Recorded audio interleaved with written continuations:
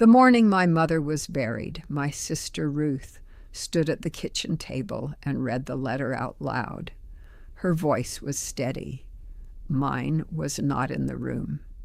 I was outside, standing by the fence where the old apple tree used to be, the one my father planted the year I was born, the one that got struck by lightning in 1987 and never came back. I was standing there because I could not stand inside that house for one more minute. The deacon had already told me everything: the house, the land, the savings my mother had kept in a tin box inside the cedar chest she'd had since before I was born. All of it went to Ruth, every piece of it. I was left nothing, not one plate, not one quilt, not even the Bible I had watched my mother read every single morning of my childhood, sitting in the same chair, in the same corner, with the same cup of tea going cold beside her because she always forgot to drink it. I was 51 years old, standing by a dead apple tree, and I told myself what I had been telling myself my whole life. There must be a reason. There must be something I don't understand. I will trust. That is what we were taught. Trust and yield and do not ask. I waited 14 more years before I found out what the reason was. My name is Anna. I grew up Old Order Amish in a small district in northern Indiana, the kind of community where your grandmother's name was on a gravestone 50 yards from your back door and where everyone knew everything about you, or believed they did. I left the community when I was 34, which is a story of its own. I am 76 years old now, and this channel is where I finally say the things I spent most of my life swallowing whole. If you want to hear the truth about what Amish life actually looks like from the inside, not the quilts, not the buggies, not the peaceful version, please subscribe and like this video. And tell me in the comments, have you ever been left out of a family inheritance? I want to know. I read everyone. Now, let me take you back to the beginning, because you need to understand what kind of woman my mother was before you can understand what she did. Ma'am, that is what we called her, Ma'am, was born in 1921. She had been raised in a house where the father's word was the weather. You did not question the weather. You put on your coat or you got wet, and you did not complain about either. She married my father at 19, had 7 children, buried 2 of them before they reached their 2nd year, and kept moving. That is what that generation did. They kept moving. Grief was private. Pain was private. Everything that mattered most was kept behind a door that did not open for visitors. She was not a cold woman. I want to be careful here because it would be easy to make her sound cold, and she was not. She braided my hair every morning until I was old enough to do it myself. She sat with me through a fever in the winter of 1956 that the bishop thought might take me. She taught me to make the apple butter that her own mother had taught her. Standing at the stove in that particular way, left hand on her hip, stirring with her right, telling me without words that this is how it has always been done and this is how you will do it too. There was love there. I knew it then, and I know it now. But she had a way of loving that left certain things permanently unspoken, and it was the unspoken things that undid us. Ruth was the eldest daughter. I was the 3rd child, 2nd daughter.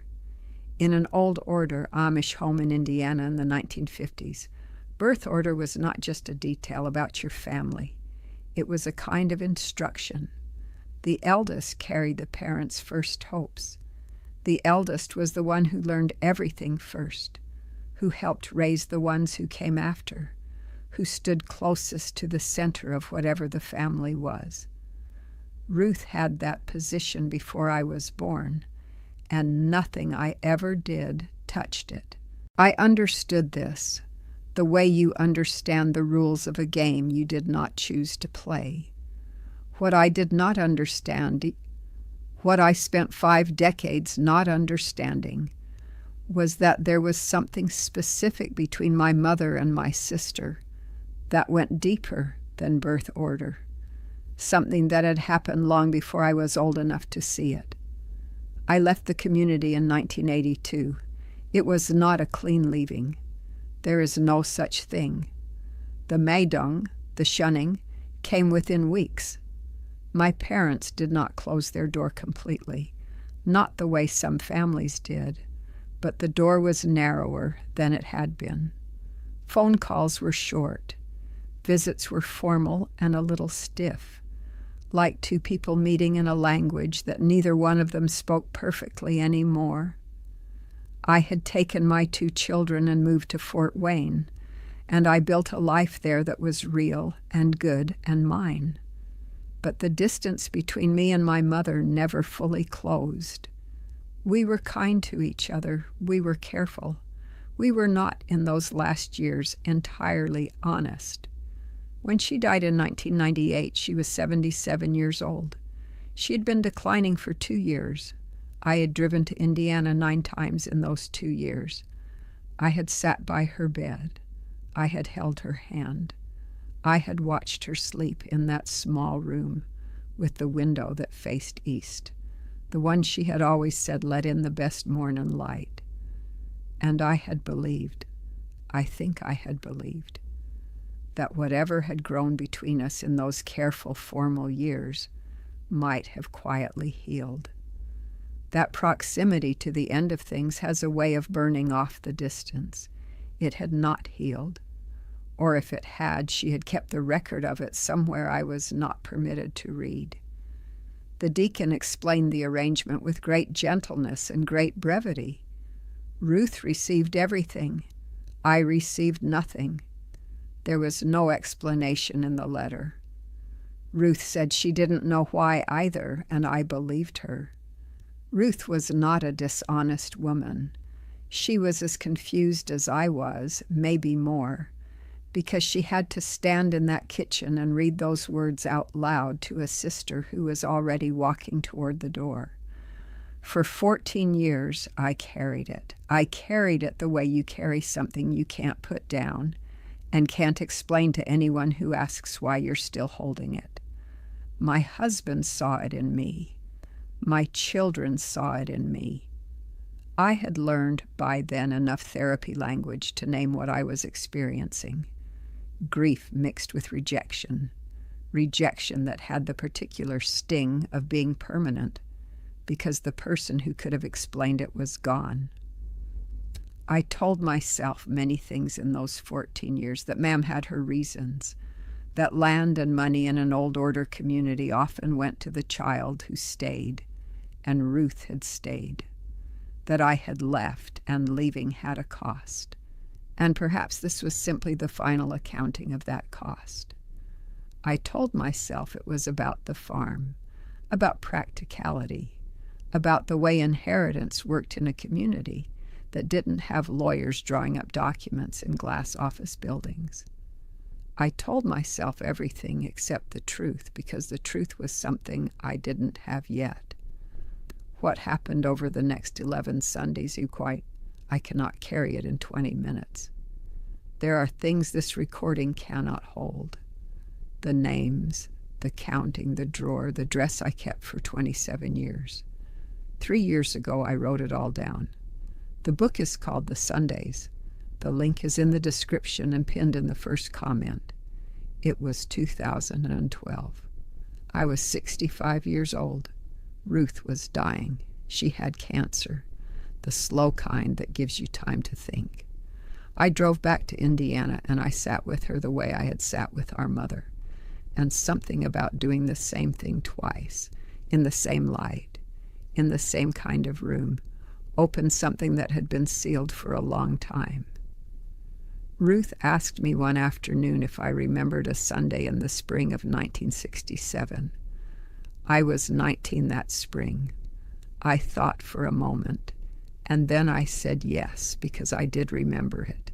There had been a Sunday, I had not thought of it in years, decades even, when I had not gone to church. I had been sick, or said I was sick. The truth, which I had not told anyone at the time and had mostly stopped thinking about entirely, was that I had not been sick. I had stayed home because of a boy from our district who had been giving me buggy rides, who was not the right kind of boy, who my father had already made his opinion of very clear. I had stayed home because I had arranged, in the small and careful way that a 19-year-old girl arranges such things when her family is not watching, to see him. I had forgotten it. 50 years is a long time. You forget the small rebellions of your youth, the way you forget what you had for breakfast on an ordinary Tuesday. Ruth had not forgotten. She told me, lying in that bed with the east-facing window, that on that Sunday morning in 1967, she had covered for me. She had told our mother I was feverish and needed to stay in bed. She had carried the lie through the entire day, through the church service, through the common meal, through the afternoon visiting. She had kept it, what she had not known. What she was telling me now, 45 years later, was that our mother had not believed her. Ma'am knew. She had known that morning, Ruth said, in the way that Ma'am knew most things in our house. She had seen it in the way I'd arranged my room before she came in to check on me. She had known it the way a woman who has raised 7 children knows when she is being managed. And she had said nothing, not to me, not to my father. She had let Ruth carry the lie, and she had watched Ruth carry it, and she had never once let either of us know that she could see straight through it. What she had done instead, and this is the part that took my breath, this is the part that I sat with in that hospital room for a very long time after Ruth said it. What she had done was decide, in that moment or in the years that followed, that Ruth was the one who had been faithful, not because I had done something so terrible. Sneaking out to see a boy was not the great sin of that century, but because when it had mattered, Ruth had chosen the family over herself. She had stood between me and whatever consequence might have come, and she had not flinched. And in my mother's accounting, the quiet, private, never-explained accounting of a woman who kept everything behind a door that did not open for visitors, that was worth everything, literally. I want to sit with that for a moment because I think it needs space. My mother did not leave me nothing because she loved me less. I have had 11 years now to turn it over in my hands, and I do not believe that anymore. I believe she left everything to Ruth because in her understanding of faithfulness, the kind of faithfulness that her own mother had pressed into her and that her grandmother had pressed into her before that, faithfulness was the highest thing. And Ruth had shown it in a way that I had not. I had been the one who needed covering. Ruth had been the one who covered. That is the logic of a world where loyalty is the whole language, where silence is obedience and endurance is love, and the thing you do when no one is watching is the truest version of who you are. I do not agree with it. I want to be honest with you about that. I spent 3 years in therapy in my 40s learning to disagree with it without it destroying me, and some days that is still difficult work. My mother's way of loving left me standing by a dead apple tree at 51 years old, with nothing in my hands and no explanation, and that is a real thing that happened and it caused real harm. But I also know, and this is the part that took the longest, this is the part I am still learning, that she was not trying to harm me. She was operating entirely inside a system that had given her no other tools, a system where you did not explain, where you did not say out loud, "I saw what you did, and I made a decision because of it, and here is why," where love looked like provision and faithfulness looked like inheritance, and neither one of those required a conversation. The system promised her that silence was holy, and she believed it the way I had believed it, the way Ruth had believed it, the way all of us believed it until the world outside began to offer us different words. Ruth died 6 weeks after that conversation. I drove home to Fort Wayne, and I sat at my kitchen table for a long time with a cup of tea I forgot to drink, the same way she used to sit. I thought about the apple tree my father planted. I thought about the morning light in the east window.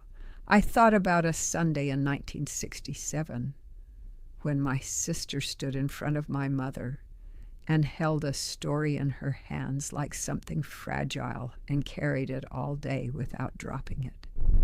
I thought about how much of our lives happen in rooms we never get to enter. How much gets decided about us in silences we are never permitted to hear. And I thought about how much it matters, how much it would have mattered if just one person in that house had said the thing out loud, instead of folding it into a cedar chest and closing the lid. If you were raised in a world where love was demonstrated but never spoken, where the reasons behind the decisions were kept like inheritance, passed to some and withheld from others, where you spent years trying to understand something that no one ever gave you the language for. I see you. You are not wrong for still wanting the explanation. You are not weak for carrying it this long. I was not too old to understand.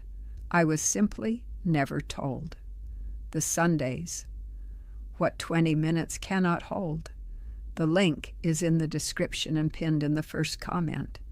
The morning is yours, if you decide it is.